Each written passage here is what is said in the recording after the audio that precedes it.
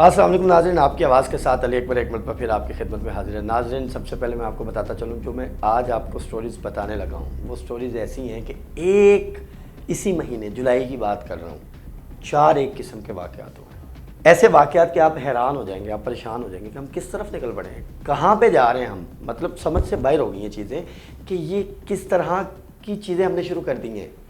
ایک طرح کے واقعات سنیں گے رونگٹے کھڑے ہو جائیں گے۔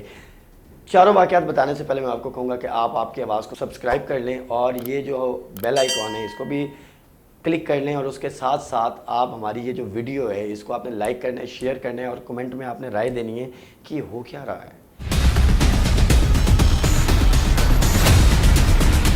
کہاں پہ جا رہے ہیں ہم، کیوں ہم اتنے عدم برداشت کی طرف نکل پڑے ہیں کہ ہمیں اتنے بے رحم کیسے ہو گئے، ہم اتنا مطلب ہمیں خوف کیوں نہیں آ رہا۔ کیا تربیت کا مسئلہ ہے؟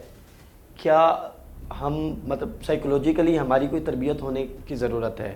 کیا ہمیں کوئی ٹریننگ سیشن کی ضرورت ہے، کوئی کلاسز لینے کی ضرورت ہے؟ کیا ہمیں اچھی سوسائٹی کی ضرورت، کیا کس چیز کی کمی نظر آ رہی ہے، کیوں ایسا ہو رہا ہے؟ پہلا واقعہ سر، نور مقدم آپ نے سن لیا، نور مقدم میں کس طرح نور مقدم کا ظاہر جعفر نے گلا کاٹا۔ دوسرا واقعہ، نور مقدم تو آپ نے ڈیٹیل سن لیا نا۔ یہ 3 واقعات ایسے ہیں، نور مقدم کی طرح یہ اس طرح سے فیمس ہوئے ہی نہیں، میڈیا میں آئے نہیں، میڈیا میں اس طرح سے رپورٹ ہوئے ہی نہیں، میڈیا نے اس طرح سے اٹھائے ہی نہیں، لوگ اس کے لیے جسٹس مانگ ہی نہیں رہے۔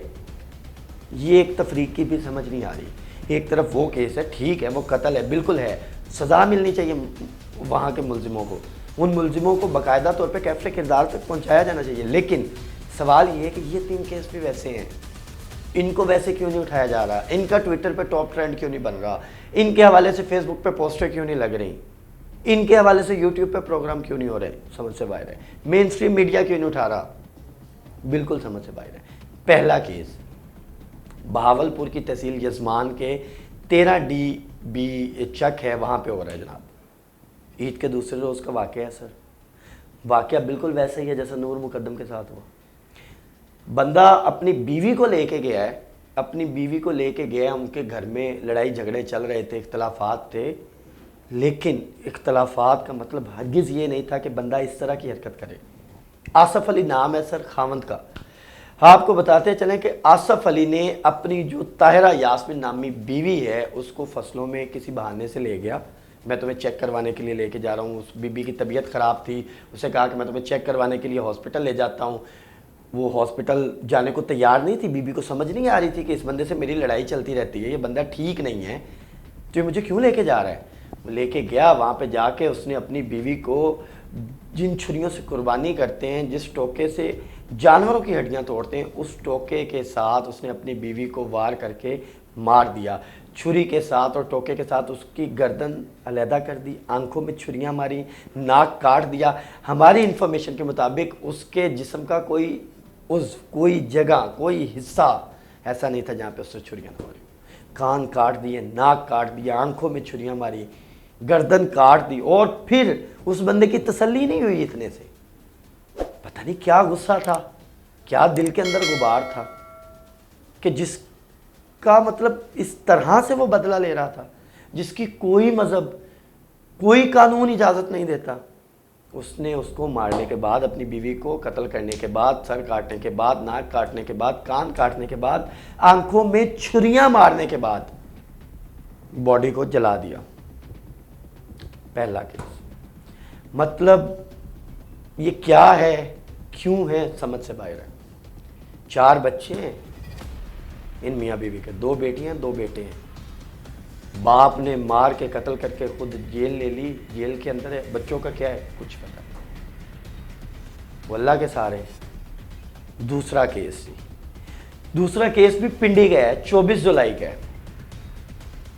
ایک عورت ہے جی، نسیم بی بی اس کا نام ہے، وہ بھکارن ہے، بھیک مانگتی ہے، بہاڑی سے پنڈی آئی اپنے بیٹے کو لے کے، بیٹی کو لے کے۔ اس کا بیٹا یوسف نام ہے اس کے بیٹے کا جی، 14 ماہ کا بیٹا ہے۔ واجد علی نامی ایک بندہ ہے، اس نے اس کا تعاقب کیا، اس بیکارن کا، اسے خالی جگہ پہ لے کے وہاں پہ جا کے اس کے اوپر تشدد کیا، تیز دھار آلے سے اس کی گردن کاٹنے کی کوشش کی۔ اتنے میں وہ جو 14 ماہ کا بچہ اس کے ساتھ تھا، وہ بچہ رو پڑا، اب سفاکیت کی انتہا دیکھیں آپ، اس درندے سے، میں تو درندہ ہی کہوں گا اس بندے کو، وہ انسان تو ہے ہی نہیں، جسے رحم ہی نہیں آ رہا۔ وہ 14 ماہ کا بچہ رویا ہے، اس نے اس عورت کو چھوڑ دیا، سب سے پہلے 14 ماہ کے بچے کی گردن کاٹ دی، بچے کی گردن تن سے جدا کر دی، عورت بیچاری وہ سکتے میں آ گئی ہے۔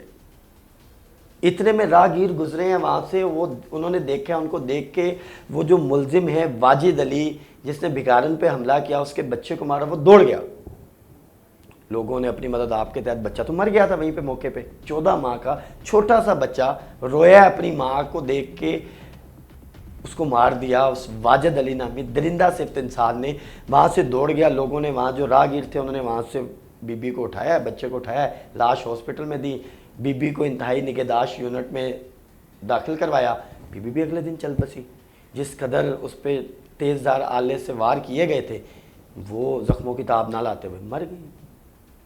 اب وہ ملزم 2 دن تک پولیس اسے ڈھونڈتی رہی ہے، 2 دن کے بعد وہ ملزم خود تھانہ چونترا میں جا کے اس نے گرفتاری دے دی جی، کہ مجھے ڈر تھا کہ میں کہیں پولیس مقابلے میں نہ مارا جاؤں، میں اس لیے گرفتاری دے رہا ہوں۔ مطلب خود اتنا ڈر، اور وہ جو کام کیا اس کام کا اسے کوئی ڈر نہیں، اسے خود مرنے کا ڈر ہے، مار دیا، ان کا کوئی ڈر نہیں، کوئی چکر نہیں ہے۔ تیسرا کیس حویلی لکھا کے قریب جی، کوٹھا جھنگ شیشم کے اندر محمد محسن اور اس کی مسز عائشہ، لو میرج ہوئی ہے جی ان کی۔